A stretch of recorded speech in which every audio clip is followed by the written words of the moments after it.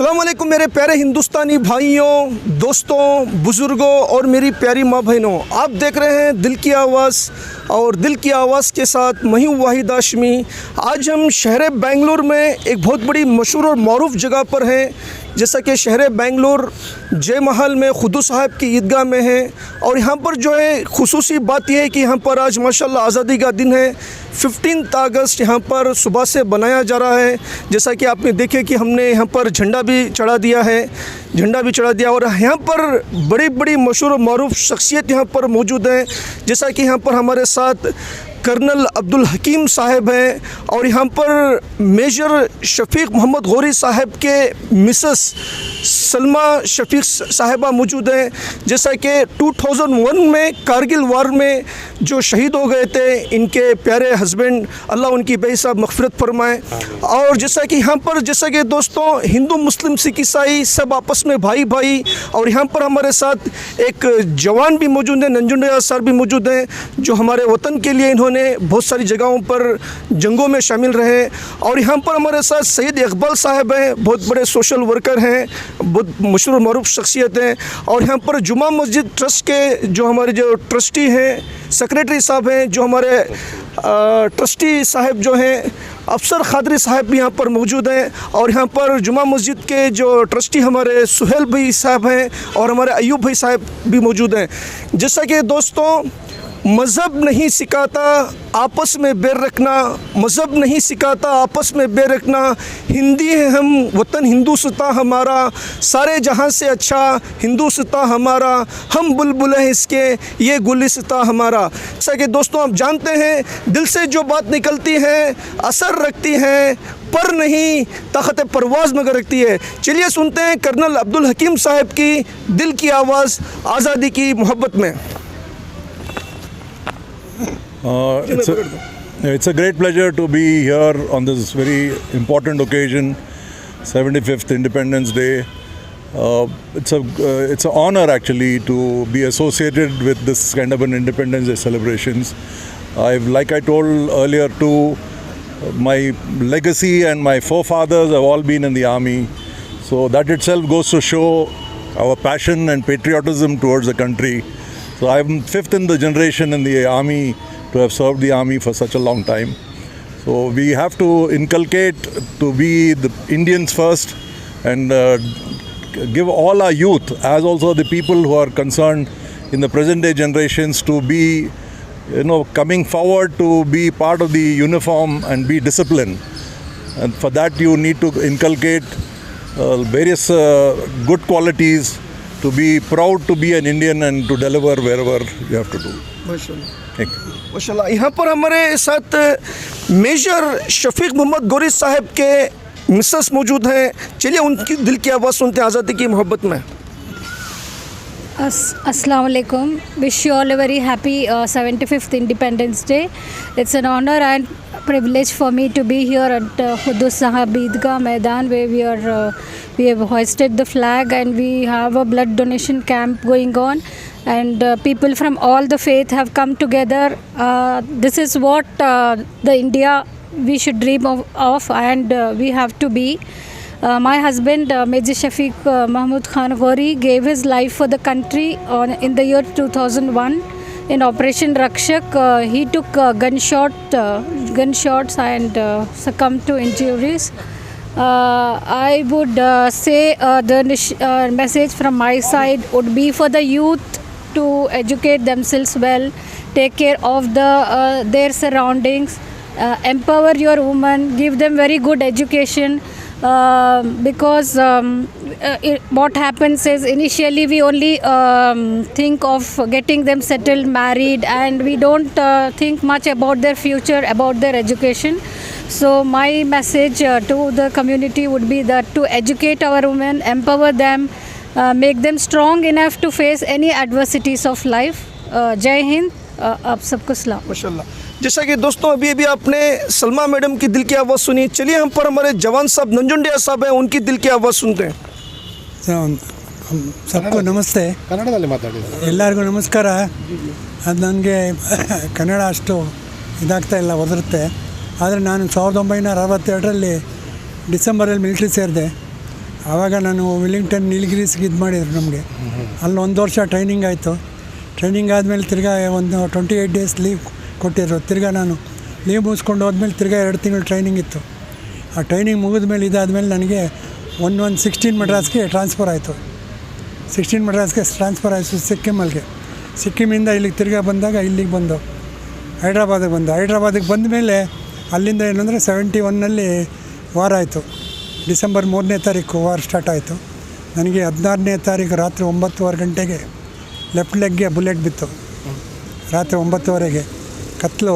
ಲಿಲಿಯಾ forest ಬೇರೆ, ಅದು forest area ಇತ್ತು. ಅದರಿಂದ ಏನೂ ಗೊತ್ತಾಗಲಿಲ್ಲ ನಮಗೆ.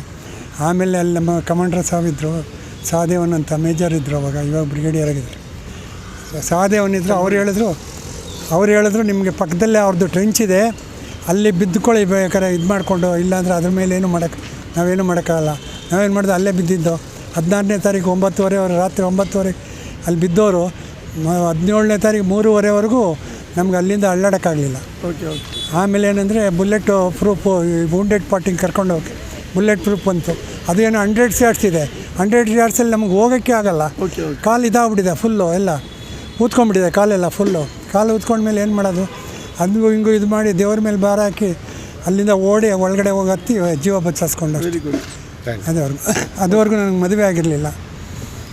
ಆಮೇಲೆ ಅದಾದಮೇಲೆ ಮದುವೆ ಆಗಿರಲಿಲ್ಲ. ಅದೊಂದು ಯೋಚನೆ ಇತ್ತು. ನಾನೇ ಮಾಡಿದೆ 74ರಲ್ಲಿ ವಾಲಂಟ್ರಿ ರಿಟೈರ್ಮೆಂಟ್ ನಾನೇ ಕೇಳ್ಬಿಟ್ಟು ತೊಗೊಂಡ್ಬಂದ್ಬಿಟ್ಟೆ ಅಷ್ಟೇ. और यहाँ पर हमारे साथ सैयद इकबाल साहब हैं. चलिए पूछते हैं इनकी दिल की आवाज़ क्या कहती है आज़ादी की मोहब्बत. आज तमाम कर्नाटका की आवाम को 75 साल जो जश्न जो है आज़ादी का, अल्लाह मुबारक करे आप तमाम को. ख़ासकर मैं नौजवानों के लिए मैसेज देता हूँ, जो अग्निपथ की स्कीम आई है 4 साल की, उसमें ज़्यादा से ज़्यादा उसमें शामिल होना बहुत ज़रूरी है. और बरादरान वतन से ताल्लुक़ात रखना, उनसे दोस्ती बढ़ाना, ख़ासकर जो ईद जो ऐसे मौके आते हैं, खुशी के मौके आते हैं, उनको शामिल करना और मस्जिद में उनको दावत देना, बुलाना. और हमें बताना चाहिए कि हमारे अखलाक से, हमारे हुस्न सलूक से, हमारी बातचीत से जो है उनका दिल जीतना है. ये नहीं कि सिर्फ ये बताना कि कुरान में ये लिखा है, हदीस में ये लिखा, वो नहीं. हमारे हुस्न सलूक सबसे पहले, हमारी बातचीत से, हमारे तौर तरीक़े से जो है हम लोगों को इम्प्रेस हुए हैं. इस्लाम जो सारी दुनिया में फैला है, ये अखलाक से, हुस्न सलूक से फैला है. मैं ताकीद करता हूँ, मैं ख़ासकर नौजवानों से, ये भूले भटके हैं, ख़ासकर ये बुरे चीज़ों से दूर रहें. ख़ासकर ये जो नशे की आदतों से और ये बेकार के रातों जागने की, ये जो साइकिलिंग ये वो सब करते हैं, इन सब से दूर रहकर जो है अग्निपथ की स्कीम में ज़्यादा से ज़्यादा फ़ायदा उठाकर इसमें जो शिरकत करें. ये हमारे देश के लिए, हमारी रियासत के लिए, हमारी कौम के लिए बहुत ज़रूरी है. माशाल्लाह. बस अल्लाह हाफिज़. माशाल्लाह. और यहाँ पर हमारे साथ अफसर खादरी साहब हैं, जुमा मस्जिद के ट्रस्टी. चलिए इनसे पूछते हैं इनकी दिल की आवाज़ क्या कहती है आज़ादी की मोहब्बत में. देखिए, आज एक बड़ा ही ऐतिहासिक दिन है हिंदुस्तान के लिए. आज 75 साल की आज़ादी का जश्न हम मना रहे हैं. हम लोग बारगाह सुने हैं, हम लोग हमेशा सुनते आए हैं कि इस हिंदुस्तान की आज़ादी में हमारे उलमा का बहुत बड़ा हक़ था, बहुत बड़ा हाथ था. और कई हज़ार उलमा जो है इसमें शहीद हुए और उन्होंने इसमें पार्टिसिपेट किया. लेकिन एक बात मैं आपको बता दूं, आपको हैरानी होगी और बहुत सारे लोगों को ताज्जुब होगा कि इन हज़ारों उलमा जो आज़ादी में हिस्सा लिए हैं, उन उलमा में जो है हम जिस ज़मीन पर खड़े हैं, जिनके नाम से ईदगाह है, सरखाज़ी सैयद अब्दुल क़ुद्दूस साहब क़ादरी, ये भी जो है एक वही सरफरोशी की तमन्ना लेकर के अपने दिल में चले थे. वो एक आलिम भी थे, एक मुफ्ती भी थे, क़ाज़ी भी थे और देश के सिपाही भी थे. और यहाँ तक कि सुप्रीम कोर्ट का एक जजमेंट है 1964 का, वहाँ पर जो है कोर्ट ने बहुत वाज़ेह अल्फाज में जो है इसको ऑब्ज़र्व किया है कि सरखाज़ी सैयद अब्दुल क़ुद्दूस क़ादरी के बेटे जो सरखाज़ी सैयद अब्दुल गफ़ार शाह क़ादरी थे, 1920 में जब नॉन कोऑपरेशन मूवमेंट चला था, उस वक़्त उन्होंने मुसलमानों को लीड करके उसमें पार्टिसिपेट किया था. और वहाँ पर ऐसा भी हुआ कि कुछ मुसलमानों का एक गिरोह जो इसके ख़िलाफ़ रहा, यानी they did not want to participate in the non cooperation movement and they wanted to stand by with the Britishers actually. तो सरखाज़ी सैयद अब्दुल गफ़ार साहब जो है उन्होंने उसकी मुखालिफत की और इसमें पार्टिसिपेट किया. और उसके बाद में जो है उन लोगों को मस्जिद के पार्टिसिपेशन से जो है अलग भी कर दिया था। और फिर उसी कोर्ट के जजमेंट में ये भी शामिल है कि उन लोगों को फिर कोर्ट को अप्रोच करना पड़ा कि हमें अपने इख्तियारात मस्जिद में जाने के दिए जाएं, we let us get the rights of participating in the activities बोल के। तो ये बहुत लोगों को मालूम नहीं है। तो हम लोग यहाँ जिस ज़मीन पर खड़े हैं, ये हम लोग, हमारे रगों में जो है बहादुरों का खून दौड़ रहा है, कायरों का या गद्दारों का खून नहीं है। बेशक। तो इसी वजह से जब हम लोग कमेटी में आए, जब दिसंबर एंड हुआ तो जनवरी में हम लोग कदम रखे, तो मैंने सवाल किया हमारे मैनेजमेंट स्टाफ से कि यहाँ पर झंडा चढ़ाने का निज़ाम क्या है। तो उन्होंने बताया कि नहीं, अब तक तो कभी नहीं हुआ, क्योंकि पिछले 72 साल में जो है यहाँ पर कभी झंडा नहीं चढ़ा था। और मैं जब पता किया कि क्यों नहीं चढ़ा रहे, पहले निज़ाम नहीं है। बोले क्यों, क्या ये देश हमारा नहीं है? क्या हमारे बाप दादा ने यहाँ पर खून नहीं दिया इसको आज़ादी करने में?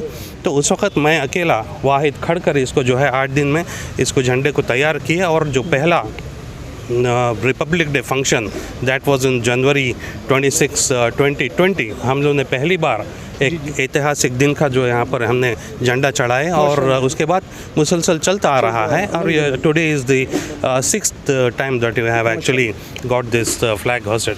मैं यहाँ इस मौके से हमेशा ये बताना चाहता हूँ कि मैं नौजवानों को 2 मैसेजेस यहाँ से देना चाहता हूँ। एक तो ये है कि जब ये झंडा यहाँ पर हम लोग चढ़ाते जाएं, तो हम लोग ये बात को याद रखें कि इस झंडे को ऊपर चढ़ाने में हमारे बाप दादा का खून लगा है। तो ये देश हमारा है। हम किसी ऐसे एहसास कमतरी में मुब्तला ना हो कि हम यहाँ पर किसी दूसरे दर्जे के शहरी बनकर रहें या फिर कोई सेकंड क्लास सिटीज़न बनकर रहें। ये देश हमारे माँ बाप का है, हमारा माँ बाप का खून लगा है, तो हाँ, ये देश हमारा है। We are the owners of this place. दूसरा मैसेज ये है कि अब 75 साल हो चुके हैं आज़ादी के। हमें अभी आज़ादी के लिए खून देने की ज़रूरत नहीं है, लेकिन अब हमें यहाँ पर पसीना देने की ज़रूरत है। हमारे बाप दादा का इस देश की आज़ादी में जो हिस्सा रहा, अब इस देश की तरक्की में हमारा क्या हिस्सा होगा? How we are going to contribute to the welfare, progress and development of this country, that is what we have to actually be bothered of. ये 2 मैसेजेस जो हैं हमारे नौजवान लेकर जाएँ अपने आप को, जैसे मैडम ने भी बताया कि अपने आप को एजुकेट करें, वुमेन एम्पावरमेंट के दोनों को साथ में लें। ओके, तो एजुकेट करें अपने आप को। जब आप काबिल बनाएंगे तभी आप दूसरे का हाथ पकड़ने की काबिलियत रखेंगे।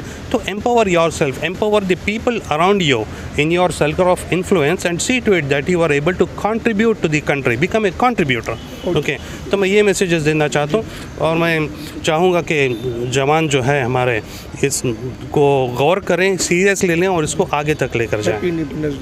या मैं इस मौके पर तमाम को जो है मुबारकबाद देना चाहता हूँ कि हमारे बुज़ुर्गों ने जिस ख्वाब को लेकर जो है अपने जानों को गंवाया और आज़ादी दी, हम इस देश को आगे लेकर जा रहे हैं और सबको इस बात की मुबारकबाद देता हूँ। शुक्रिया। जैसा कि दोस्तों अभी आपने हमारे अफसर खादरी साहब की दिल की आवाज़ सुनी, जो अब्दुल खुद्दूस साहब जो ख़ब्रस्तान है, जो हमारा जो ईदगाह है, उन्हीं के घराने से ताल्लुक़ रखते हैं। आप पोते हैं ना? पढ़ पोते हैं, माशाल्लाह, एक बहुत अच्छी शख्सियत है। चलिए यहाँ पर हमारे साथ यहाँ सुहेल भी हैं। सुहेल भी की दिल की आवाज़ लेते हैं आज़ादी की मोहब्बत में। अस्सलाम वालेकुम। सबसे पहले मैं सारे हिंदुस्तानियों को 75 साल आज़ादी की मुबारकबाद देता हूँ। बस मेरी दिल की आवाज़ यही कहती है कि जो अब्दुल हकीम साहब और मैडम सलमा शफीक जो बयान दिए हैं नंजुंडा साहब, इनकी तकरीर जो आप सुने हैं, इस पर अमल करें। और यहाँ पर हमारे साथ अयूब साहब हैं। चलिए अयूब साहब की दिल की आवाज़ पूछते हैं आज़ादी की मोहब्बत में। सबसे पहले तो मैं 75वां साल इंडिपेंडेंस डे की जो है मुबारकबाद पेश करता हूँ। जिस तरह हर साल जिस तरह से जहाँ पे यह झंडा लहराया जा रहा है जुमा मस्जिद ट्रस्ट बोर्ड की जानिब से, इसी तरह से मैं आप सबको यही कहता हूँ कि हर साल इसी तरह से है ना काम करते आइए। माशाल्लाह, जमात रखे और हमारे हिंद के मुसलमानों की अल्लाह पाक हिफाजत फरमाए और हिंदुस्तानियों की हिफाजत फरमाए, respective of religion and caste. यही मेरे दिल की आवाज़ है। इंशाल्लाह हम फिर मिलेंगे किसी अच्छे इंसान की दिल की आवाज़ के साथ। खुदा हाफिज़, अस्सलाम वालेकुम, जय हिंद, जय कर्नाटका।